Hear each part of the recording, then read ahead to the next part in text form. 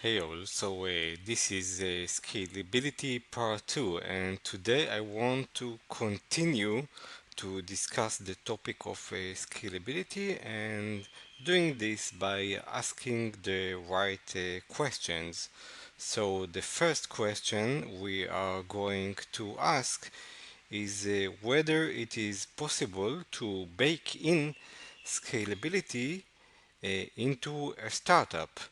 Now, even a better question would be that if you are already a startup, whether you want to bake scalability in, because if you will do that, then obviously this would have implications on how fast you can move on with your software development.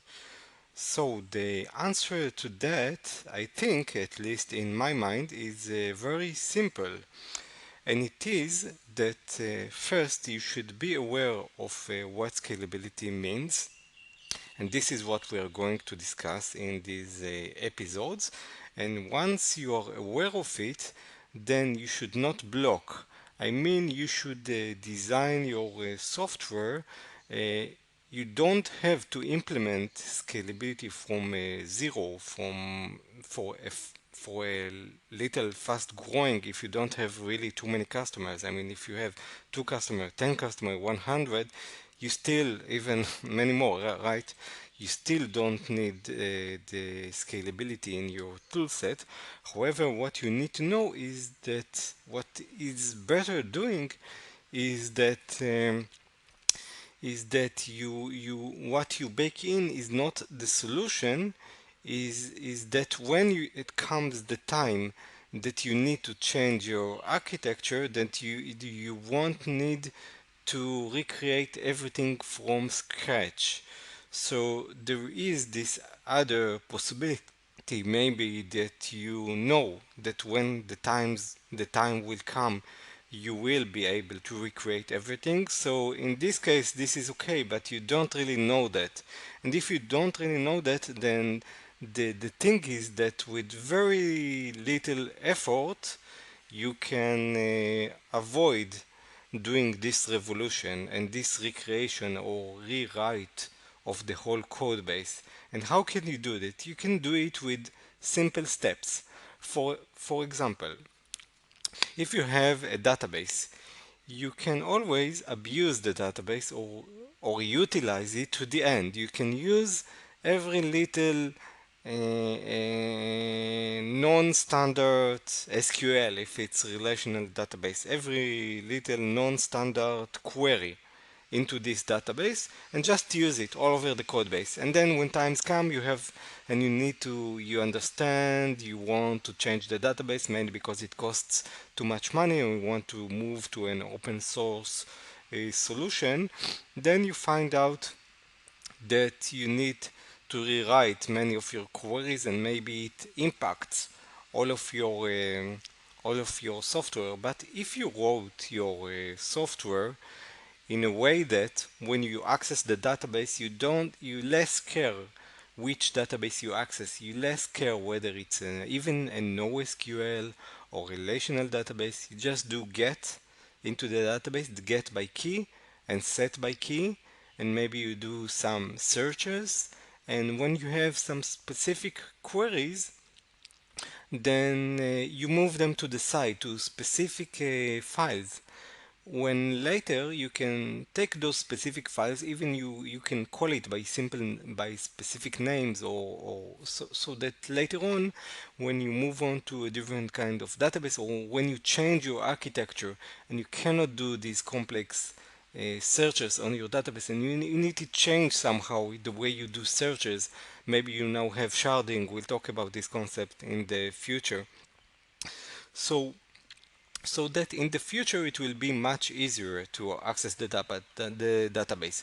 So if you're using MySQL, then first I will recommend you, for example, right, to use another layer of abstraction. Now, when we say another layer of abstraction, you might think, oh, this is going to take me too much time to create this layer, but no, it just means another class or whatever, that whenever you call the database, you first call it and it chooses the implementation and instantiates it for you. Or if you have a different way. Now, we are also not fond of over engineering, so you should be very careful not to over engineer your solution. So we are talking about very simple things.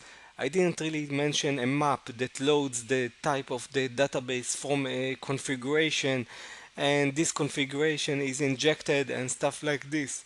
All I said is that when you call your first database, you go through another function which is a general one, and it calls your database. This is the right amount of engineering, and if you really feel you need more engineering, then you can move it to a configuration file. But right now, when you're early on or you're on your startup, then you have a single database, so don't over engineer it. Um, so there is this balance that you always need to take care of over engineering that will cause you also to slow down, and under engineering that will cause you very bad implications even in the future if you get too much specific in your solution. And this question is also a very major one when we discuss the whole topic of scalability. Is how much engineering should you put into your solution, or how much over engineering should you put into your solution, so that in future when you need to do these refactors, when you need to do these changes, when you need to grow high, then it will, from one hand, be easy, and from the other hand, be easy for your current software developers to develop your code and be happy with it and not mess all day with over-engineered code. So the answer to that is a little of bit of art. I mean, there is not no specific solution, but the main guideline is first that you need to engineer your code first so that it will be clear and clean, and those are other aspects, but they are related because many times non-clean code means over-engineered code. So it should be first clean, and by clean we don't mean too many abstractions.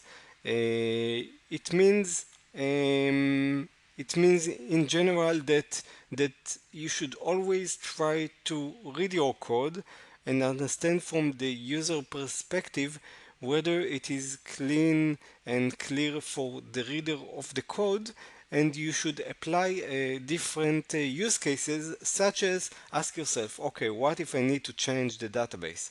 Okay, will I need to refactor the whole thing? And again, if you understand that you need to refactor the whole thing, this is not really a good point. But if you understand that you have a set of queries or a set of procedures that reside on the side or on some specific place that only them you need to take and change, then this is a good point.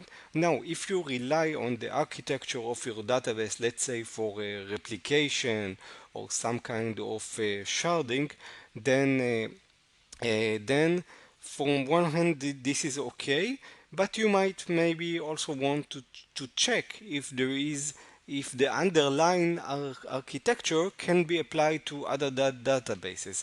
For example, if you use a specific feature of a specific database that knows to automatically shard your data, then this might be okay, but this will work only if other database will know to do that. So what you might want to do is to have some control on how you split your data among database. That is, if you have too much data, right?